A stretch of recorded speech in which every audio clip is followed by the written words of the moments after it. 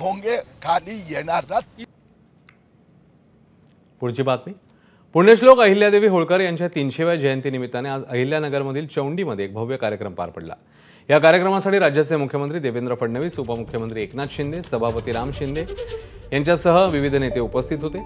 या कार्यक्रमात बोलताना मुख्यमंत्री फडणवीस म्हणाले की चौंडी हे प्रेरणा आणि ऊर्जा स्थान आहे। तसंच पुण्यश्लोक अहिल्यादेवी होळकर यांच्या जीवनचरित्रावर बहुभाषिक चित्रपट तयार करण्याचा निर्णय मंत्रिमंडळाने घेतला असल्याची माहिती फडणवीस यांनी यावेळी बोलताना दिली।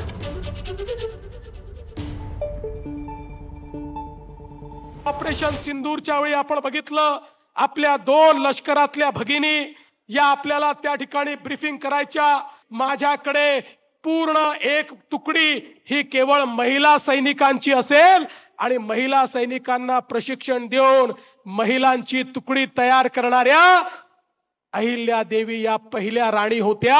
हुंडा देणं आणि हुंडा घेणं दोन्ही गुन्हा समजला जाईल आणि हुंडा बंदी त्या ठिकाणी अहिल्या मातांनी केली। अहिल्या मातांच्या 28 वर्षाच्या राज्यामध्ये कोणाची हिम्मत हुंडा मागायची नव्हती आणि हुंडा देण्याचीही नव्हती। 300 वर्षानंतरही त्यांनी केलेला राजकारभार, त्यांनी दिलेला विचार, त्यांनी केलेली कामं ही खऱ्या अर्थानं इतकी प्रेरणादायी आहेत, ती कालजयी आहेत, ती आजही सुसंगत आहेत।